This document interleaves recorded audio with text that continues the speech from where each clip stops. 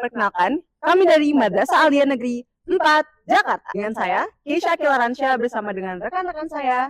Saya Zarir Gibran. Dan saya Altan Syakul Zaidan.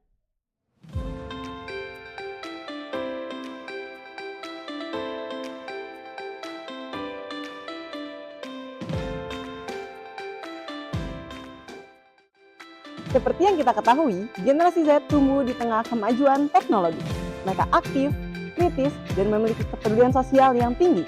Namun, di balik kemudahan digital, muncul jarak emosional yang semakin lebar antara pemberi dan penerima donasi. Platform filantropi digital saat ini seringkali hanya menjadi alat transaksi cepat dan efisien. Akan tetapi, nilai spiritual seperti ikhlas, rasa syukur, dan empati seringkali terhenti pada klik nominal, bukan pada refleksi hati.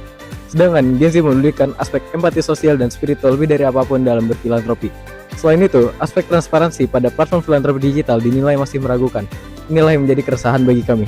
Menurut Quran Surat Al-Baqarah ayat 261 digambarkan bahwa keutamaan dan balasan yang berlipat diberikan kepada orang yang berinfak.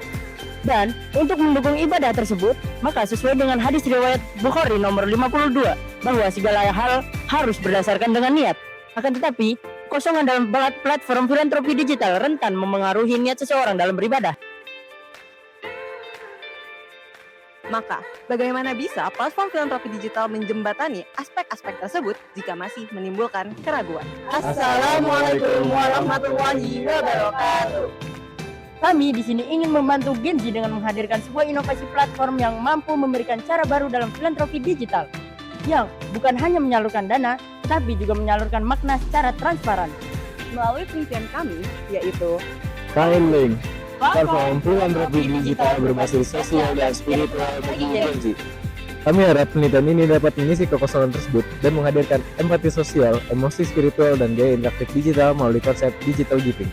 Kami menggabungkan teori bisnis inovasi, user experience, element well-being, dan teknologi acceptance model. Semua teori ini mendukung pada satu hal, bahwa teknologi harus menyentuh makna, bukan hanya fungsi. Pada penelitian ini, kami menggunakan metode Research and Development atau R&D dengan pendekatan ADI untuk mengembangkan aplikasi yang kami buat. pertama, tahap analisis dilakukan dengan studi literatur dan juga survei terhadap 35 generasi Z di Manfaat Jakarta. Hasil menunjukkan bahwa 100% dari responden menyetujui bahwa donasi dipengaruhi oleh empati sosial dan juga emosi spiritual. Akan tetapi, mereka lebih sering menggunakan platform tradisional dibandingkan dengan platform digital dikarenakan mereka masih ragu dengan transparansi dari platform donasi digital dan juga tidak tergugahnya empati melalui platform digital. Melalui pemaparan tersebut, maka dapat disimpulkan bahwa Gen Z tidak memandang donasi hanya sebagai formalitas keagamaan atau formalitas moral, melainkan sebagai ekspresi spiritual dan juga identitas sosial mereka. Maka dari itu, Kainlink berlandaskan dengan 3 aspek, yakni empati sosial, ekspresi spiritual, dan juga interaktivitas digital. Tahap desain mencakup penyusunan konten yang mendorong empati, seperti video interaktif, fitur jadwal azan, arah kiblat, dan artikel inspiratif. Kami juga membuat flowchart dan mockup tampilan aplikasi. Semua desain kami lakukan di Canva. Pada tahap development, kami membangun aplikasi menggunakan Kodular dengan metode drag and drop. Kami menyusun layout, menambahkan gambar, video, dan fitur interaktif. Setelah aplikasi selesai diprogram, kami melakukan pengujian teknis menggunakan metode black box. Metode ini berfokus pada aspek eksternal seperti scan QR, login, input nominal, dan juga riwayat transaksi.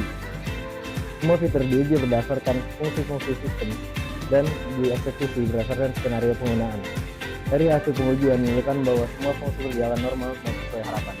Setelah pengujian teknis, kami melakukan validasi ahli untuk menilai kualitas media dan materi aplikasi.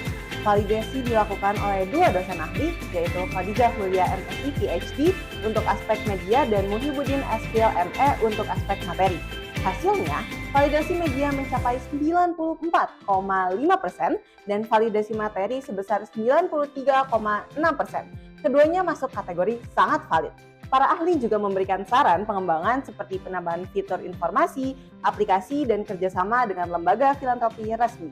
Selanjutnya, kami melakukan uji coba kepada 35 siswa Gen Z menggunakan sistem usability scale yang dikembangkan oleh John Brook dan skala Likert yang dibuat oleh Likert. Data yang diperoleh kemudian dianalisis menggunakan rumus merujuk pada pengembang masing-masing teknik.